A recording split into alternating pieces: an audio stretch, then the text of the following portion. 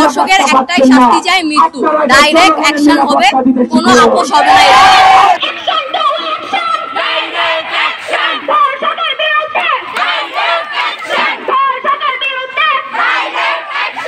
ধর্ষকের শাস্তি,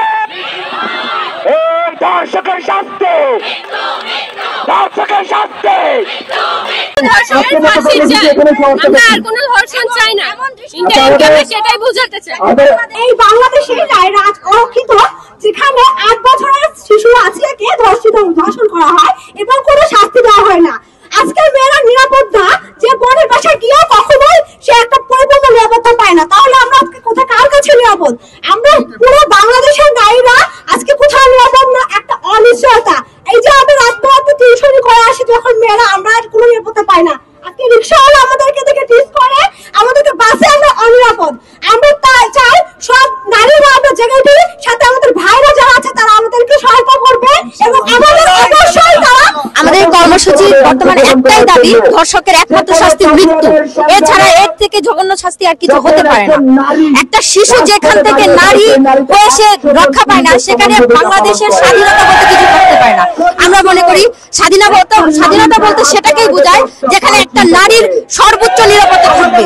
সেখানে যেখানে একটা শিশু পর্যন্ত রক্ষা পাচ্ছে না, সেখানে বাংলাদেশ কিসের স্বাধীন?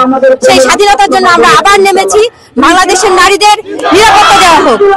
আমাদের এই নতুন বাংলাদেশে ইন্টারিম সরকারকে আমরা বারবার বলতে চাই, যদি আপনারা জনসাধারণের নিরাপত্তা নিশ্চিত করতে না পারেন, আমার নারী শিক্ষার্থীদের, আমার বোনদের নিরাপত্তা নিশ্চিত করতে না পারেন, তাহলে এই দেশের শাসনভার চালানোর অধিকার আপনারা হারিয়ে ফেলেছেন।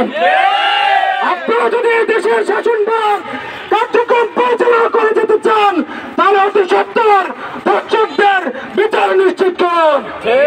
যে ধর্ষণের শাস্তি বলা হয়েছে মৃত্যুদণ্ড অথবা যাবজ্জীবন, অতি শীঘ্রই এই মৃত্যুদণ্ড নিশ্চিত করে ধর্ষকের এই বাংলাদেশ হতে বিতাড়িত করার জন্য পথ সুগম করুন। এই বাংলাদেশে এই জুলাই বিপ্লবে শুধু আমরা ছেলেরা নয়, পুরুষরা নয়, আমাদের বোনেরা, নারী শিক্ষার্থীরা যদি এখানে অংশগ্রহণ না করতো, কখনোই হাসিনার মধ্যে একটা স্বৈরাচারকে আমরা হঠাৎ সক্ষম হতাম না। আমরা যখন একথা উত্তর হতে পেরেছি, তখনই কেবল আমরা হাসিনার মধ্যে এক জগদ্দল পাথরকে এই বাংলাদেশ থেকে বিতাড়িত করেছি। ইন্টারিমকে বলছি, আমাদের আবেগ দিয়ে খেলা করবেন না। অতি শীঘ্রই ধর্ষকদের শাস্তি নিশ্চিত করে আমাদের বন্ধের নিরাপত্তা বিধান নিশ্চিত করবেন।